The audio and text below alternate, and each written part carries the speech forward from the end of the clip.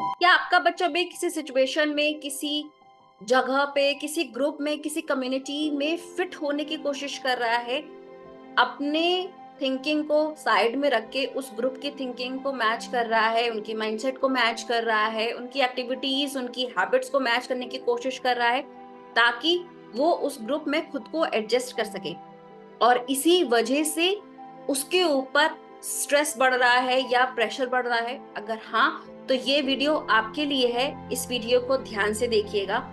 ये जो प्रॉब्लम है वो है प्रेशर टू कंफर्म। ये वीडियो जो ऐसे लोगों के लिए है, चाहे वो टीनेजर्स हो, चाहे वो एडल्ट हो, जिनके ऊपर प्रेशर इतना ज्यादा हो जाता है कि उनको एक पर्टिकुलर रूल फॉलो करना है, पर्टिकुलर नॉर्म्स फॉलो करने हैं, और उसके चलते ही उनको एक्सेप्ट किया जाएगा। तो आज के इस वीडियो में हम बात करेंगे कि ये चीजें होती क्या है, और इसके बारे में और ज्यादा डिटेल में इंफॉर्मेशन लेंगे। तो इस वीडियो में हम तीन चीजें बेसिकली बात करेंगे: मीनिंग, रीजन, किस वजह से ये प्रेशर होता है, क्यों होता है, और इस प्रेशर को हम दूर कैसे कर सकते हैं। ठीक है, तो स्टार्ट करते हैं आज का वीडियो। सबसे पहले बात करेंगे कि मीनिंग क्या है। प्रेशर टू कंफर्म का मीनिंग क्या है? इस टीनेजर्स की एज में ये प्रॉब्लम क्या होती है? देखिए, अगर आपका बच्चा किसी बिहेवियर, किसी एटीट्यूड, किसी अपीयरेंस, किसी भी चीज को लेकर उसके ऊपर प्रेशर है कि वो उन रूल्स को फॉलो करे, वो उन रूल्स के अकॉर्डिंग खुद को अलाइन करे, तो इसी को कहते हैं कि प्रेशर टू कंफर्म। किस वजह से हो सकता है, मतलब क्या क्या चीजें हो सकती हैं कि किसी उसके फ्रेंड्स किसी एक पर्टिकुलर एक्टिविटी में जा रहे हैं, उसको भी जाना है, उनकी ड्रेसिंग सेंस एक सी है, तो आपका बच्चे को भी लगेगा कि नहीं, क्योंकि मैं उस ग्रुप का हिस्सा हूं तो मुझे भी वैसे ही ड्रेस करना है। वो किसी तरह से अपने आप को रिप्रेजेंट करते हैं, उनकी अलग वैल्यूज है, वो किसी एक आइडल को फॉलो करते हैं, किसी एक उनकी थिंकिंग प्रोसेस एक सी है, तो आपका बच्चा भी सोचेगा कि नहीं, मुझे भी उनकी तरह बनना है, बिकॉज मैं भी उन्हीं के ग्रुप का एक हिस्सा हूँ। और इसी वजह से हमारे बच्चे के ऊपर इतना ज्यादा प्रेशर आ जाता है, क्योंकि वो अपनी खुद की आइडेंटिटी को खो के नई आइडेंटिटी क्रिएट कर रहा है। क्यों? क्योंकि उसको उस ग्रुप में फिट होना है। और यही जो प्रॉब्लम है वो थोड़ी सी जो फोमो होता है, फियर ऑफ मिसिंग आउट, ये क्रिएट होने लगता है। बिकॉज अगर मैंने नहीं किया तो क्या होगा, तो मैं ये चीजें मिस कर दूंगा, मैं ये ग्रुप में इन्वॉल्व नहीं हो पाऊंगा, एडजस्ट नहीं हो पाऊंगा। तो इसलिए बच्चे उसको ज्यादा करते हैं, अपनी चीजों को साइड में रख के उन नॉर्म्स को फॉलो करने के उनके ऊपर प्रेशर बन जाता है। ये प्रेशर किसी के साथ भी हो सकता है और किसी भी वजह से हो सकता है। अब बात करेंगे कि रीजन क्या है बेसिकली। देखिए, इसमें 5 रीजंस हैं और ये जनरल रीजन है। ठीक है, सबसे फर्स्ट रीजन है डिजायर फॉर एक्सेप्टेंस। हमें क्या रहती है कि लोग मुझे एक्सेप्ट करें। अब लोग मुझे एक्सेप्ट करें, इसलिए मैं इसके लिए मैं कुछ भी करूंगी। मुझे अपनी हेयर स्टाइल चेंज करनी पड़े, मुझे अपना ड्रेसिंग सेंस चेंज करना पड़े, मुझे अपनी वे ऑफ टॉकिंग चेंज करनी पड़े, मुझे अपनी थिंकिंग चेंज करनी पड़े, मैं कुछ भी करूंगी उस एक ग्रुप में एडजस्ट होने के लिए, ताकि वो ग्रुप मुझे एक्सेप्ट कर ले। ये जो प्रॉब्लम आती है, ये एक रीजन होता है कि प्रेशर टू कंफर्म। कंफर्म का मतलब आपको एक सर्टेन रूल, एक सर्टेन नॉर्म फॉलो करना है। ठीक है। नंबर 2 रीजन आता है सोशल आइडेंटिटी। हर एक की सोशल आइडेंटिटी अलग है। अब अगर बच्चे को लग रहा है कि मेरी सोशल आइडेंटिटी वैसी नहीं है जैसी मुझे चाहिए, तो वो क्या करता है कि अच्छा, मुझे इस तरीके की एक सोशल आइडेंटिटी चाहिए, मुझे इस तरह से पॉपुलर होना है। और उस पॉपुलर होने के चक्कर में कि स्कूल में मैं पॉपुलर हो जाऊं, लोग मुझे जाने, मेरे नाम को जाने, मेरी आइडेंटिटी को जाने, तो वो एक काइंड ऑफ अवतार ले लेता है। अपना बिहेवियर, अपनी थिंकिंग, अपनी आप पर्सनालिटी अपनी चेंज करना शुरू कर देता है, ताकि वो अगेन उसको लोग आइडेंटिफाई कर पाए, उसको एक्सेप्ट कर पाए, उसको प्रेज करें। तो ये दूसरा रीजन है। तीसरा रीजन, फियर ऑफ रिजेक्शन। अगर मैं ऐसे जाऊंगी या अगर मैं ऐसे जाऊंगा, अगर मेरे हेयर स्टाइल अच्छी नहीं है, अगर मैंने ट्रेंड के अकॉर्डिंग कपड़े नहीं पहने, ऐसा तो नहीं लोग मुझे रिजेक्ट कर देंगे। ऐसा तो नहीं अगर मुझे उस म्यूजिक के बारे में नहीं पता है तो लोग मेरा मजाक उड़ाएंगे। ऐसा तो नहीं अगर मैंने वो मूवी नहीं देखी और उस पर अगर उन्होंने बात करी है, अगर मैंने उस ब्रांड का सामान नहीं लिया और लोग सोचेंगे पता नहीं मैं किस बैकग्राउंड से आता हूँ या आती हूँ, और मुझे रिजेक्ट कर देंगे अपने ग्रुप में। ये रीजंस होते हैं फियर ऑफ रिजेक्शन के, जब बच्चे के ऊपर प्रेशर टू कंफर्म हो जाता है, इतना ज्यादा प्रेशर कि बच्चे अपने जो उनकी एक्चुअल आइडेंटिटी है उसके ऊपर या तो एक कवर चढ़ा लेते हैं नकली आइडेंटिटी का, या उस अपनी आइडेंटिटी को भूल जाते हैं और नई आइडेंटिटी को एक्सेप्ट कर लेते हैं। Number 4 reason, media influence. बहुत ही गंदा, बहुत ही खराब चीज है मीडिया इन्फ्लुएंस। देखिए, मीडिया इन्फ्लुएंस ये 2 तरीके से होता है, पॉजिटिव वे में भी, नेगेटिव वे में भी। अगर हम अपनी ग्रोथ को आगे बढ़ाने के लिए उसको यूज कर रहे हैं तो वो बहुत बेहतर चीज है, बहुत अच्छी चीज। आप मीडिया को यूज करिए चीजों को सीखने में। अगर आपका जो भी गोल है उस गोल को सेट करने में आपने किसी आइडल, आपके कोई आइडल है, उनकी जर्नी से आप इंस्पायर हो रही है। उन अगर किसी को फुटबॉल में शौक है, रोनाल्डो है, रिवाल्डो है, मेसी है, बहुत सारे प्लेयर्स हैं, तो उनकी जर्नी आप देखिए कि कैसे उन्होंने स्टार्ट किया था, कैसे वो पहुंचे, आपके पास क्या रिसोर्सेज हैं, कितनी चीजें अवेलेबल हैं, आप क्या चीजें और ज्यादा एड ऑन कर सकते हैं अपनी स्किल्स में। तो इस तरह से मीडिया को यूज करिए। बट अगर आप मीडिया को सिर्फ यूज इसलिए कर रहे हैं, मीडिया को कंज्यूम इसलिए कर रहे हैं, वो जो भी दिखा रहे हैं कितना ही रबिश क्यों ना हो, आप उस चीज को एक्सेप्ट कर रहे हैं कि फेयरनेस क्रीम है, फेयरनेस क्रीम लगाएंगे मैं इतनी गोरी हो जाऊंगी, फिर लोग मुझे देखेंगे, ब्ला ब्ला ब्ला, रबिश, बिल्कुल रबिश। कुछ नहीं होना है उससे। आप कितनी ही गोरी हो जाइए, अगर आपकी जरूरत नहीं है जिस फील्ड में आप जाना चाहती हैं उसमें गोरे होने की, तो कोई मतलब नहीं है। अगर आप ऐसी फील्ड में जा रही हैं जहाँ पे ब्रेन का काम है या फिजिकली एक्टिविटी का काम है, आप वहां पे गोरे होके क्या कर लेंगी अगर आपके अंदर वो रिक्वायरमेंट नहीं है जो उस स्पोर्ट्स में, चाहे वो उस जॉब में चाहिए। या फिर अगर मैंने 6 पैक एब्स नहीं बनाए, अगर मैंने प्रोटीन शेक नहीं पिया, तो क्या होगा? अरे आप ये देखो आपका गोल क्या है, आपके गोल की रिक्वायरमेंट क्या है। तो मीडिया का इन्फ्लुएंस इस हिसाब से लीजिए कि आपके गोल को अचीव करने के लिए उसका यूज हो, ना कि आप अपनी आइडेंटिटी को डिस्ट्रॉय करें। नंबर 5 है फैमिली कल्चरल एक्सपेक्टेशन। मेरा बच्चा ये चीज करेगा, ये चीज करेगा, ऐसे फॉलो करेगा, ऐसे फॉलो करेगा, वो है। देखिए, ब्रांड वो फैमिली और कल्चरल एक्सपेक्टेशन कुछ एक होते हैं कि फैमिली का ट्रेडिशन है, ठीक है, फैमिली के कुछ रूल्स हैं, कुछ बाउंड्रीज हैं, वो एक्सपेक्टेशंस अलग हैं कि हाँ आप ये चीजें करने हैं, ये चीज करनी है, उसके बाद आप जैसे चाहें वैसे रहें। लेकिन अगर आप कल्चर के बेसिस पे, अगर आप फैमिली के बेसिस पे इतना ज्यादा बच्चे को प्रेशर कर रहे हैं कि तुम्हें ऐसे नहीं रहना है, वैसे नहीं रहना है, ये चीज नहीं करनी है, हमारे खानदान में तो अभी तक किसी ने ये नहीं किया है, कोई म्यूजिक इंडस्ट्री में नहीं गया है, तुम कैसे जा सकते हो, कोई आज तक लड़की अपने शहर से बाहर पढ़ने नहीं गई है, तुम कैसे जा सकती हो, वो सब मत करिए प्लीज।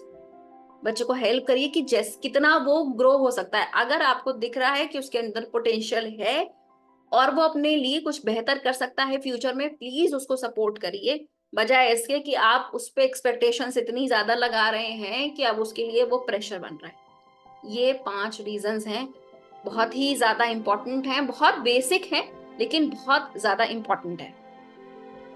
तो ये हमने अभी तक पढ़ा मीनिंग और रीजन। अगर आपने मेरा चैनल सब्सक्राइब नहीं किया है उसको सब्सक्राइब करिए, बेल आइकन को हिट करिए ताकि मेरे जितने भी लेटेस्ट वीडियोस हैं वो आप देख सके। बिकॉज हर वीडियो में मैं टीनेजर्स से रिलेटेड कोई ना कोई टॉपिक पे बात करती हूँ, उनकी प्रॉब्लम्स, या वो कैसे अपनी प्रोडक्टिविटी को बढ़ा सकते हैं, कैसे अपनी मेंटल हेल्थ को और बेहतर बना सकते हैं, कैसे वो और बेहतर इंसान बन सकते हैं और अच्छी चीजें सीख सकते हैं, इन्हीं सारे टॉपिक्स पे है। तो उससे आपको नए नए आइडियाज मिलते रहेंगे। ठीक, अब बात करते हैं हाउ टू ओवरकम। हमने सीख लिया कि किस वजह से होता है, क्या मीनिंग है। अब बात करते हैं हाउ टू ओवरकम, कैसे इसको ओवरकम करें। सबसे पहली चीज, अगेन बहुत बहुत नॉर्मल चीजें हैं, बहुत बेसिक चीजें हैं, लेकिन हम इस पे ध्यान नहीं देते। Promote self awareness. Self awareness, मेरे खुद के क्या वैल्यूज हैं, मेरे क्या बिलीफ हैं, मुझे क्या अच्छा लगता है, मुझे क्या अच्छा नहीं लगता है, क्या चीज मैं एक्सेप्ट कर सकती हूँ, क्या चीज नहीं एक्सेप्ट कर सकती। सारी चीजें आपको पता होनी चाहिए। आपके स्ट्रेंथ, आपके वीकनेसेस, आपके ट्रिगर पॉइंट्स, आप किस हद तक किसी चीज को करने के लिए बाउंड हैं, या आप किसी चीज को अचीव करने के लिए किस हद तक आपके अंदर पैशन है। आपको वो सारी चीजें पता होनी चाहिए। कहाँ पर आपके साथ में प्रॉब्लम आ रही है, कहाँ पर आपको एक सपोर्ट चाहिए, सारी चीजें एनालाइज करिए, अपने ऊपर रिफ्लेक्ट करिए, अवेयर रहिए। अपनी आइडेंटिटी आप खुद बनाएंगे, किसी और की आइडेंटिटी आप कॉपी करके नहीं कर सकते, बिकॉज हर एक की अलग आइडेंटिटी होती है। Number 2 point, foster open communication. बच्चे के साथ में ओपनली कम्युनिकेट करिए, क्या प्रॉब्लम है, क्यों ऐसा उसको फील हो रहा है, क्यों प्रेशर है, क्या चीजें हैं जिस वजह से उसको ऐसा लग रहा है कि उसको यही चीजें करनी चाहिए। उसको ये चीज रियलाइज करवाइए कि उसकी एक अपनी लाइफ है, उसकी एक अलग आइडेंटिटी है, उसके जो थिंकिंग प्रोसेस है, उसका जो माइंड सेट है, उसके जो इमोशंस है, जो फीलिंग्स है, वो अलग है, उसका बिहेवियर अलग है। क्योंकि हर पर्सन कहीं ना कहीं एक दूसरे से अलग होता है, बिल्कुल आइडेंटिकल बहुत ही रेयरली लोग होते हैं। कहीं ना कहीं बैकग्राउंड अलग हो सकता है, अपब्रिंगिंग अलग हो सकती है, फैमिली ट्रेडिशंस अलग हो सकते हैं। तो उन चीजों पे बात करिए और उससे ओपनली कम्युनिकेट करिए, प्रॉब्लम जानने की कोशिश करिए डीप डाउन जाके। ठीक है। Number 3, encourage critical thinking. Critical thinking मतलब हम ये सोच रहे हैं, अगर मुझे ऐसा लग रहा है, क्यों लग रहा है, अब इसको कैसे कर सकती हूँ, ये सिचुएशन आई है, ये प्रॉब्लम आई है, इसको कैसे ओवरकम कर सकते हैं, क्या स्टेप ले सकते हैं, क्या मैंने पहले किया था वो सॉरी जो मुझे नहीं करना चाहिए या मुझे करना चाहिए। आपको एनालिसिस पैरालिसिस करनी है ताकि आप किसी सॉल्यूशन पे पहुंच जाएं। ट्राई करेंगे अगर आप मल्टीपल सॉल्यूशंस ले सकते हैं उस एक प्रॉब्लम के, तो आपके लिए इजी होगा कि कौन सा इम्प्लीमेंट करना है, बिकॉज आपके पास बहुत सारी चीजें अवेलेबल हैं। बट ये चीज खुद से ट्राई करने दीजिए बच्चे को कि अगर उसका कोई प्रॉब्लम आ रही है उसकी लाइफ में, तो उसको गाइड करिए, ना कि आप सिर्फ उसको वो देते जाएं इंस्ट्रक्शन की ऐसे करो, ऐसे करो, ये करो, वो करो। नहीं, आपको उसको गाइड करना है, आपको उसको कोच करना है। Number 4, build self esteem. Self esteem, self confidence बहुत ही ज्यादा जरूरी है। सेल्फ एस्टीम अलग चीज है, सेल्फ कॉन्फिडेंस अलग चीज है, इन दोनों को मिक्स मत करिएगा, ये एक नहीं है। ठीक है। सेल्फ एस्टीम का मतलब है कि मेरे को बहुत नॉलेज है, लेकिन मैं जब दूसरों को देखती हूँ तो मुझे लगता है कि ये चीज मेरे लिए नहीं है, या फिर मुझे लगता है कि मैं इस चीज को नहीं कर पाऊंगी। ठीक है। कॉन्फिडेंस का मतलब ये है, अगर मेरे अंदर सेल्फ कॉन्फिडेंस है कि मुझे इतनी सारी नॉलेज है कि मैं किसी भी पर्सन से इस टॉपिक पे बात कर सकती हूँ, कुछ भी बात होगी, कोई भी टॉपिक होगा, मैं उस पे इससे बात कर सकती हूँ। तो जब मेरे अंदर सेल्फ एस्टीम आ जाएगी और मेरे अंदर कॉन्फिडेंस आ जाएगा। बहुत सारे लोगों के अंदर कॉन्फिडेंस होता है, सेल्फ एस्टीम नहीं होती है। क्यों? क्योंकि उनको पता है कि उनके अंदर बहुत नॉलेज है, बहुत स्किल्स है, बस उनको लगता है कि जो दूसरा पर्सन है ना, उसको मेरे मेरे से ज्यादा पता है। आपको नहीं पता है उसको पता है कि नहीं पता है आपसे ज्यादा, लेकिन आप सोच रहे हैं। तो इस चीज पे फोकस नहीं करना है, अपनी सेल्फ एस्टीम को बिल्ड करिए।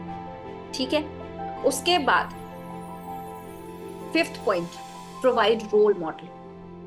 आप हैं उसके रोल मॉडल, पेरेंट्स है उसके रोल मॉडल, तो आपको भी प्रेशर नहीं लेना है। आपको प्रेशर नहीं लेना है, आपको भी क्योंकि आप भी एक इंडिविजुअल हैं, आपकी एक खुद की एक आइडेंटिटी है। भले ही आप मदर हैं, भले ही आप फादर हैं, भले ही आप ब्रदर सिस्टर कोई भी है, जो भी इस वीडियो को देख रहा है, चाहे वो टीचर है, चाहे वो कोच है, चाहे वो ग्रैंड पेरेंट है, चाहे वो ओनर है, चाहे वो किसी और जॉब में है, किस कुछ भी कर रहा है, हर एक पर्सन की एक अलग आइडेंटिटी है, इंडिविजुअल आइडेंटिटी है, और एक आइडेंटिटी होती है जो वो लोगों के सामने रिप्रेजेंट करता है। अपनी आइडेंटिटी को मत चेंज करिए, आप जैसे हैं उसको कैरी करिए, और उसके लिए आप ही रिस्पॉन्सिबल हैं कि आप कैसे हैं, आप उसको कैरी कैसे कर रहे हैं।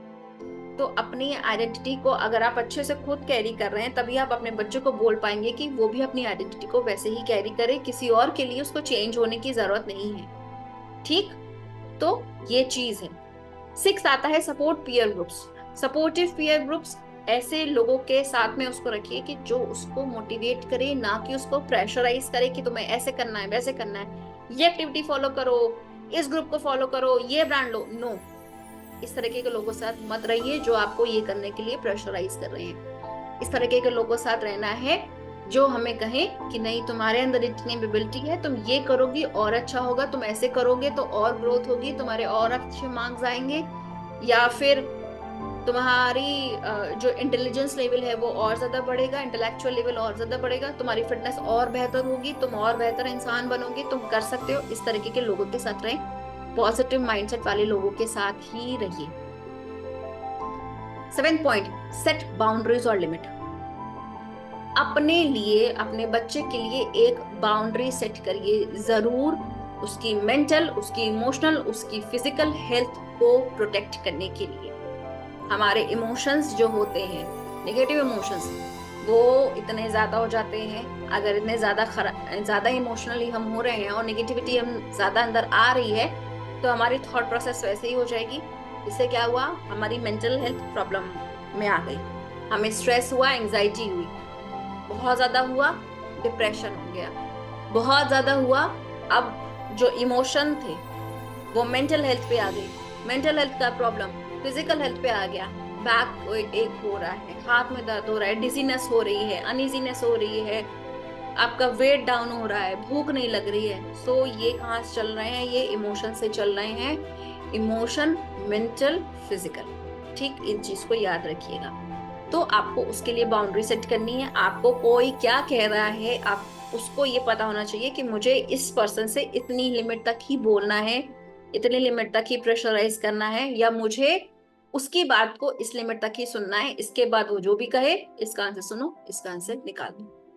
और नंबर 8 आता है teach stress management techniques. Stress management techniques, तो वैसे तो मेडिटेशन होती है, डीप ब्रीदिंग होती है, बट आप कुछ भी कर सकते हैं, कुछ भी जिससे आपका स्ट्रेस रिलीज हो। जर्नलिंग कर सकते हैं, वॉक कर सकते हैं, म्यूजिक सुन सकते हैं, डांस कर सकते हैं, बात कर सकते हैं, मेडिटेशन कर सकते हैं, डीप ब्रीदिंग कर सकते हैं, कुछ भी कर सकते हैं, पॉजिटिव अफर्मेशंस कर सकते हैं, अपने लिए जितना अच्छा आप बोल सकते हैं, ग्रैटिट्यूड लिख सकते हैं, ग्रैटिट्यूड बोल सकते हैं, इससे आपका जो स्ट्रेस है वो कम होगा। ठीक है, सिंपल सी चीज है। अगर आपको बहुत ज्यादा स्ट्रेस फील हो रहा है, 2 बार इनहेल करिए,